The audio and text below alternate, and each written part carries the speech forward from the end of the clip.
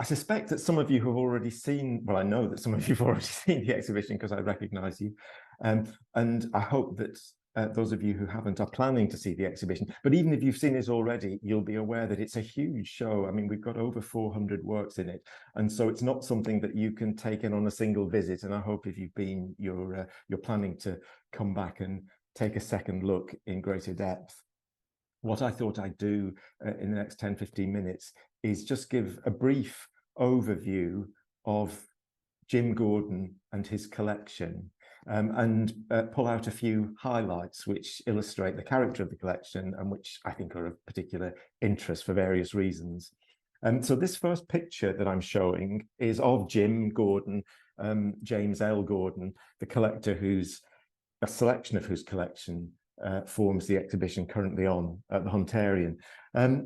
A bit of biographical information about Jim. Jim was born in Paisley, so not far from Glasgow, in 1940. Quite a modest background. His mother worked in a local textile factory. And Jim left school at 15.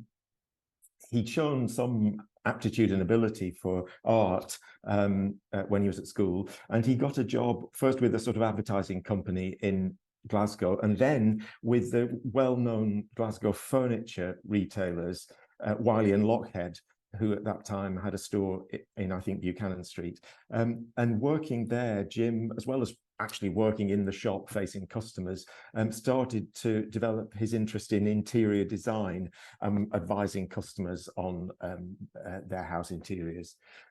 And he never trained in that subject. He attended a few classes at the Glasgow School of Art, but he wasn't very impressed with them. And he really learned about interior design through doing it. And in 1963, so when he was in his early 20s, he applied for a job in London, which he got, and he moved then to London and has lived there ever since. And the job he got was with a firm of interior designers, quite high profile, who did a lot of big and celebrated jobs. And I suppose the most celebrated thing that Jim worked on with that firm was the interior design of the QE2 ocean liner, which was a sort of flagship, literally a flagship for British design at that time. And Jim stayed with them for several years, and then he moved to another firm of interior designers, which had a more international profile, and he worked on hotels and restaurants in various places in Europe. So he had a successful career as an interior designer. The direction and the focus of Jim's life changed dramatically in 1983, which is when he started his collection of stage and cinema designs. Jim had no previous interest in or experience of collecting. He didn't collect stamps as a boy or anything like that. How it happened is that, and Jim tells the story vividly, he was walking past a commercial art gallery in the West End of London, and he happened to notice that there was an exhibition of the work of the designer Cecil Beaton, who I think had recently died. There was an exhibition of Cecil Beaton's work at this gallery, and just on a whim, he went into the gallery and looked around and saw this drawing that's on the screen now, which is a design for a member of the chorus of a musical called Coco, about the fashion designer Coco Chanel, a Broadway musical. Jim saw this drawing and was really impressed by it and decided there and then to buy it. And then he came back a couple of days later and he bought another. And he's been buying drawings ever since, prolifically, so that the collection now numbers about 5,000 items.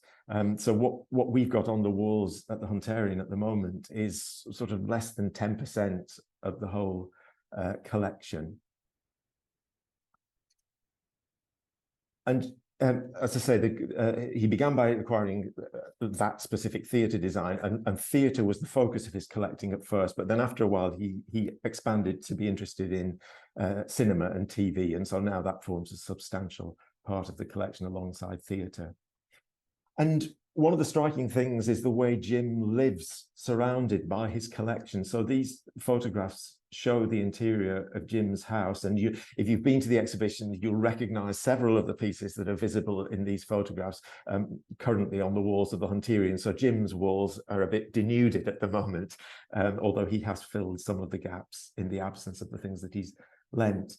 But I think you can see from these photographs that, well, the extraordinary character of the house, the density and richness of the hanging. And also, I think you can see Jim's interest as an interior designer coming out. So the works are part of a comprehensive approach to interior design in the house. And also, I think you can see that element of theatricality in the way the works are presented, which echoes the nature of the drawings on the walls, which are theatre designs. And this red room in particular is treated a bit like a stage set with those swagged red curtains and spotlights and so on. So this is how Jim lives with the collection. And in preparing this exhibition for the Hunterian, which is a sort of celebration of Jim as a collector, we wanted, if possible, to reproduce something of the character of Jim's house, and particularly that richness and density of hanging.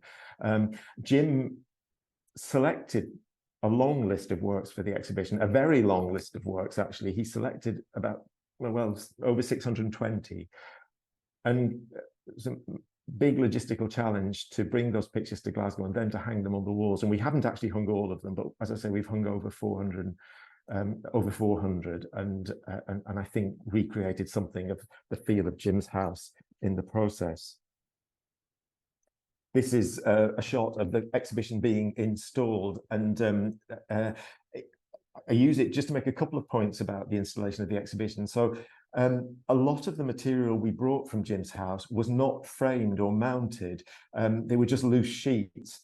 And so we had to have those framed and mounted. And you can see one or two of the items that are laid out on the floor ready for hanging there have sort of plastic protective wrapping on them. And those are the things that were newly framed. When we got those things framed, we were very keen that they shouldn't all be framed in exactly the same way. We wanted to preserve the kind of varied character of Jim's presentation of the collection in his house, works acquired at different times from different sources with different frames. So we got our framer to try to replicate that, and I think he succeeded very well. And the other thing this image shows is the way the pictures are hung from wires suspended from rails attached to the walls. This isn't how we would normally hang pictures, but it's how Jim hangs them in his house.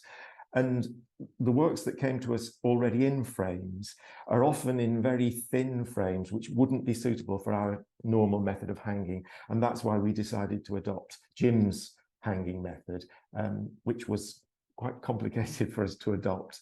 But anyway, we succeeded in the end. But you can see in that photograph the loose wires hanging down, waiting to receive more pictures to go on the wall.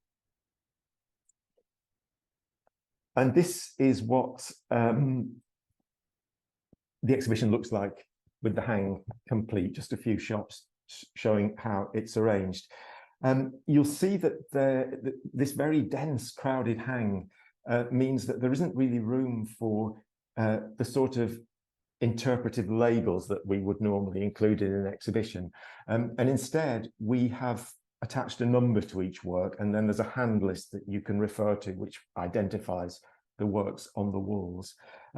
But we have adopted a sort of basic kind of interpretation in the way the exhibition is hung, in that it's hung strictly chronologically, so that you can begin in the late 19th century and then decade by decade work your way up to the end of the 20th century.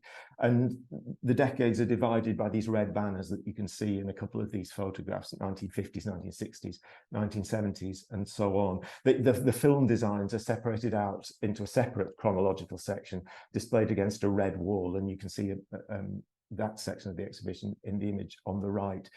But this chronological hang, well, it does two things, I think. It allows people to see the sweep of broad general development of theatrical and film design over the course of the 20th century, away, broadly speaking, from a kind of naturalism that was common at the end of the 19th century towards a much more varied approach involving expressionism and certainly a non-naturalistic approach to design towards the end of the century. So that's one good thing about the chronological hang, seeing this broad sweep of development.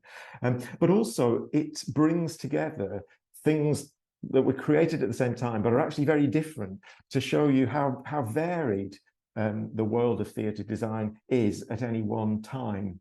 I'm just showing a couple of examples to illustrate that point here. On the left here is one of the most interesting things in the exhibition, a very small design made by the cartoonist and satirical caricaturist Ronald Searle, famous for the St. Trinian's cartoons that some of you may have seen, and the films based on those. Ronald Searle was a prisoner of war of the Japanese during the Second World War, and it was while he was a prisoner in the infamous Changi prison camp in 1944 that he somehow found the time and the ability to make this humorous poster or program design for a play that the prisoners were putting on, a sort of spoof gangster play called Speak Easy. So that was done in 1944, and at exactly the same time, on the stage of the Prince's Theatre in London, I think it was the Sadler's Wells Ballet performed this ballet called Miracle in the Gaubles, set actually in Glasgow, as the name indicates, which revolves around life in the Gaubles and features a razor gang of the kind that existed at that time. And this is Edward Burroughs' design for the costumes for that gang. So you've got Ronald Searle's escapist vision of gangsters produced in the Changi prison camp on the left, and Edward Burroughs' high art vision of Glasgow gangsters for this ballet performed in London at exactly the same time. And these are the sort of contrasts that you see throughout the exhibition, which are the consequence of this chronological hang. This is another example. So these are two designs, both dating from 1939. And I took great pleasure in hanging these side by side because they seem to speak to each other so nicely.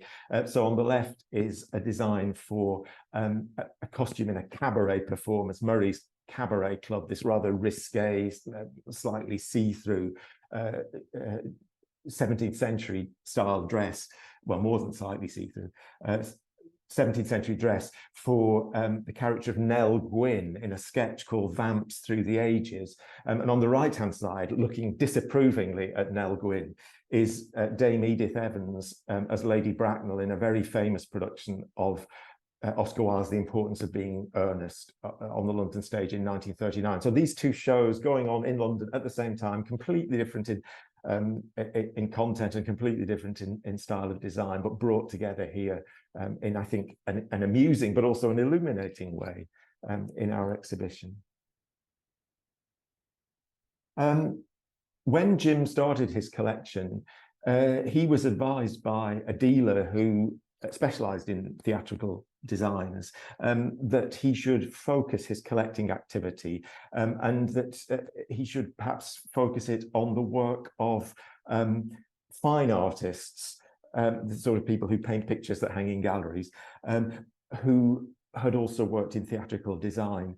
And so that's what Jim initially did, and in that way acquired, major examples of the work of celebrated contemporary artists. So here, for instance, is David Hockney, one of the most famous contemporary artists to work in theatrical design. This is a costume design for an opera at the Metropolitan Opera in New York, and another on the screen here is by Patrick Caulfield for a ballet. And the image in the bottom right-hand corner is not actually a theatre design. It's an illustration, though, of Shakespeare's King Lear by the famous First World War artist Paul Nash, that was made for an edition of King Lear published in 1927. So there's plenty in Jim's collection of work like this by well-known names from the world of art. But at the same time, Jim, I think, has always been interested in popular forms of theatre and subsequently popular forms of cinema. So he's not just interested in opera and Shakespeare. He's interested in much more much less highbrow and more popular forms of theatre. And this pair of drawings is a good illustration of that, very early in date, 1895. And these are two designs for a transformation scene, which I think I've managed to identify as a ballet on the theme of Bluebeard that was performed at the Alhambra in London in that year. This artist, Howell Russell, specialized in pantomime designs and ballet designs. And this is an example of his work. And in the Bluebeard story, there's a scene that takes place in what's called the Chamber of Horrors, where Bluebeard's murdered wives are, and they come back to life to haunt him.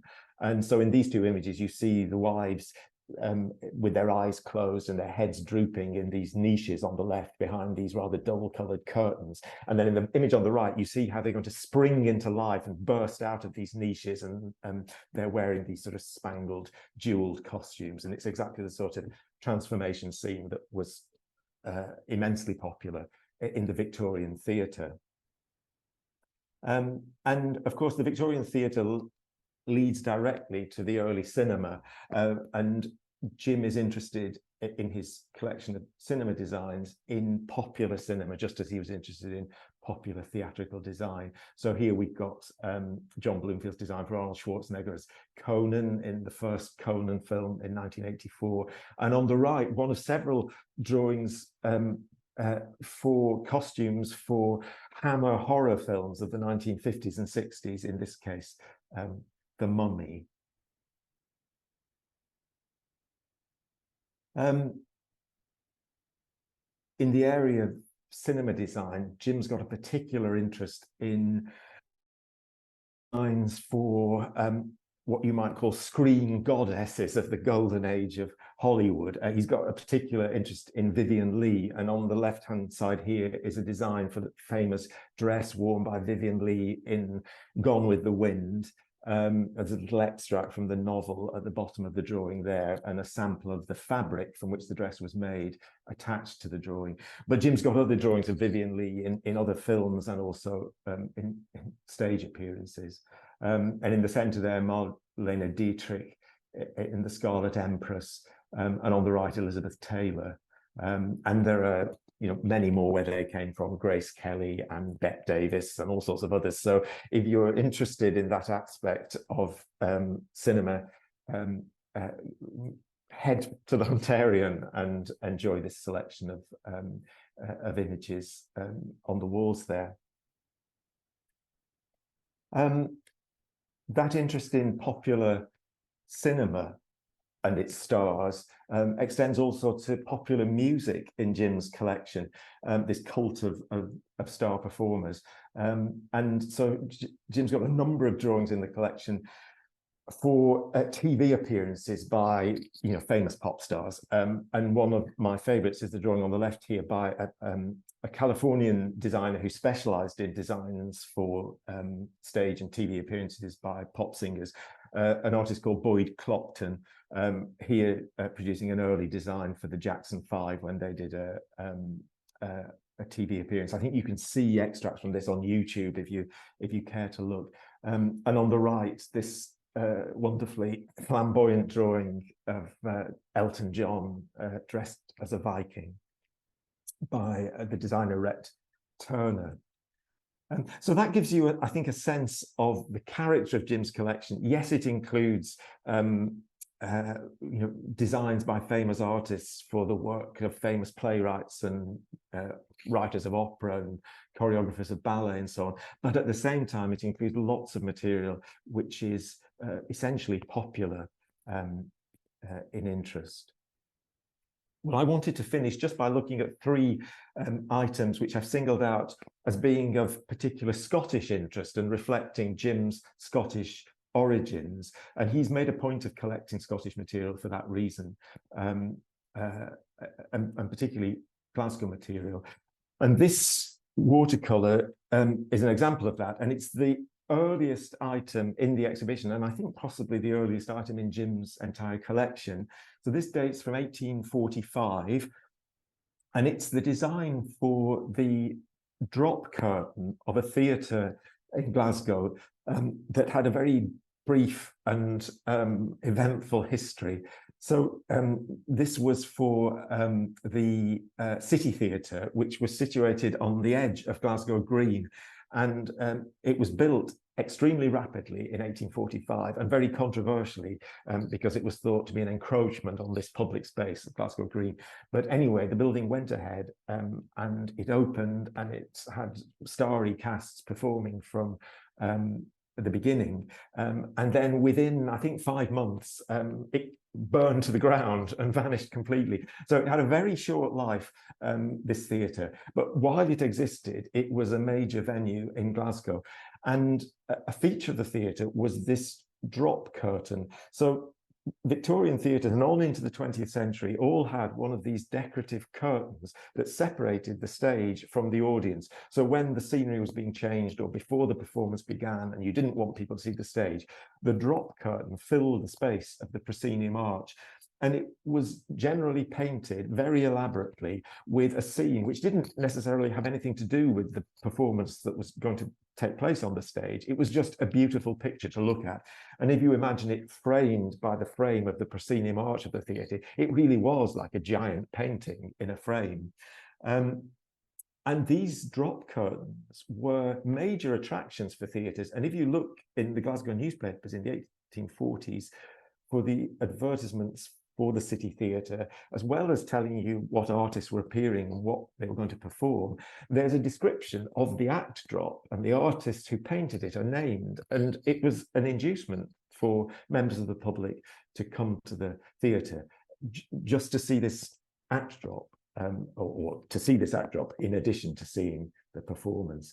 And you know, the theatre's gone, it only lasted 5 months, the act drop went with it, but we have this little watercolor as preserving its appearance for us, and it's currently on display in the Huntarium. The second of these 3 Glasgow-related design or Scottish-related designs that I wanted to show is this one. Now, this is Scottish-related in 2 ways, because the artist, despite her name, Doris Zinkhuizen, was born in Argyll, and when she was fairly young, the family moved down to England, but she was born in Scotland. And in the 1920s and 30s, she became extremely well known as a designer for the theatre and then for the cinema. Today, she's better known as a portrait painter, but then she was very much known for her theatrical designs. And she was particularly associated with the impresario C.B. Cochrane, who put on lavish and extremely successful revues, including music and dancing and comedy and satire and so on, in London in the 1920s and 30s. And Doris Zinkhuizen was one of his favorite designers, and he did a lot of work for her. But this is a design not for a Cochrane review, but for a play or a musical play by Cole Porter called Nymph Errant. And it featured a scene set in a harem in which this dancer, Eve, performed a dance which was much praised by the critics. And this is Doris Zinkhuizen's costume design for Eve performing that dance in the harem. And on the right is an extract from a magazine with further information about Eve. Eve, it says in the article, was born in Glasgow, but I don't think that's quite true. I think actually she was, well, to use that theatrical expression, she was born in a trunk because her parents were theatrical performers from Glasgow. That's where their permanent address was. But she was born when they were touring on the road. So she was only sort of notionally from Glasgow. But anyway, she was Scottish, and she began her career as a contortionist and appearing in various clubs and so on. And then she was spotted by C.B. Cochrane, the impresario, who took her under his wing, and she was trained up by leading choreographers like Buddy Bradley and Leonid Massine. and then she started appearing in, legitimate theatre, and not least in Nymph Errant. And this is Doris Sinkaisen's costume design for Eve in Nymph Errant. And the final thing I've got to show you is this instantly recognizable image of Mel Gibson as in the role of William Wallace in the film Braveheart. If you do as I've just done and Google Braveheart costume, the autocomplete comes up immediately with the word inaccuracy after it. Braveheart costume inaccuracy, historical inaccuracy. And, the film Braveheart has been criticized from all sorts of points of view about its historical accuracy, but not least the historical accuracy or otherwise of its costumes. And this design is for a helmet worn by Mel Gibson in that film, which I'm fairly sure is not accurate, but is nevertheless a very beautiful piece of design and probably workmanship when it was brought to the screen and filmed. But anyway, come to the Hunterian exhibition, see this design and many others, and judge for yourself its accuracy. Thanks very much. Thank you. Thanks so much, Joseph. As Joseph said, if you haven't seen the exhibition, you can take a trip to the Hunterian Art Gallery, please do see it. It's absolutely beautiful. And it's so brilliant, to see a close-up and a deeper dive into some of the works on display there. And it's interesting, Joseph, because, I've been around the exhibition quite a few times, and I've, in your talk, I've just spotted, or you've spoken about so many that I haven't spotted yet. Like, you're right, it definitely needs a good few visits to take it all in. Yeah, there's a lot to see. There's a lot to see. So if anyone has any questions at all for Joseph, you are very welcome to take yourself off mute and, ask out loud, or you can post in the chat box, just whatever we're more comfortable with, or any comments as well. We're very welcome to post any comments you might have. I do think we might have something in the chat. Let me take a look. So we do have a question from Fiona, Joseph. I would love to know which of the pieces in the collection has the most resonance and meaning for you. I should have anticipated that question, because that's something people always ask after exhibitions. In some ways, actually, it's that little image of the City Theatre act drop that I just showed, because, well, when Jim lent it to us, he didn't know what its subject was or what its origin was. He knew it was associated with the Glasgow Theatre, but he didn't know more than that. And because we now have access to digitized newspapers that we can search, I decided it was worth seeing if I could find out a bit more about that drawing. And that's how I successfully found a detailed description of the act drop from the City Theatre in 1845, naming the artists and so on. So there's that personal satisfaction that makes that work important to me. But also, I think it's just a really interesting link with this age of Victorian theatre, which, before the mass entertainment of our day, cinema and then TV, was the mass entertainment of the 19th century. And yet it's like all theatrical performance, it's completely ephemeral. It just vanishes when the run ends, And so a piece of physical evidence for what it was like to be in the theatre in the 19th century is really valuable. And yeah, so that work is of particular interest to me. Thank you. Thanks, Joseph. And thank you, Fiona, as well there. I'm just going to check the chat because I can see some comments coming through here. Let's see. Okay, so it's someone from our front of house team. I think it's Davey. I was interested in Joseph talking of the frames. I spoke with a couple yesterday who were designers and spent a lot of time praising the choice of frames. I don't know if that's something, Joseph, we kind of left entirely up to our framers, who I think we use for a lot of exhibitions. Yeah, it is. I can't remember the numbers exactly now, but there are about 450 works in the exhibition, and I think we maybe had about 150 frames, something like that. So it's, it's a substantial proportion of the exhibition, but it's not the majority of works. And I think what happened was that the framer came to see us, we explained what we needed, but we emphasized that we didn't want everything to be framed uniformly. We wanted some variety. He's a very accomplished framer. And so, we trusted him to make appropriate choices and frame things in a way that did them justice and complemented the image. And there's a particularly good example. There's a design for a cloth for Scottish opera by Peter Howson, a sort of deep red image of a lot of kind of intertwined nudes, basically. It's for a production of Don Giovanni by Scottish opera. And the framer, without guidance from us, framed it in this really chunky black frame with a gold slip, and it massively enhances the picture. It perfectly complements it. So yeah, he did a really good job. It does look brilliant how they're not uniform. It does really work. And I guess that is about as you said, that's about kind of capturing the essence of how Jim displays them, in his own house in London. Yes.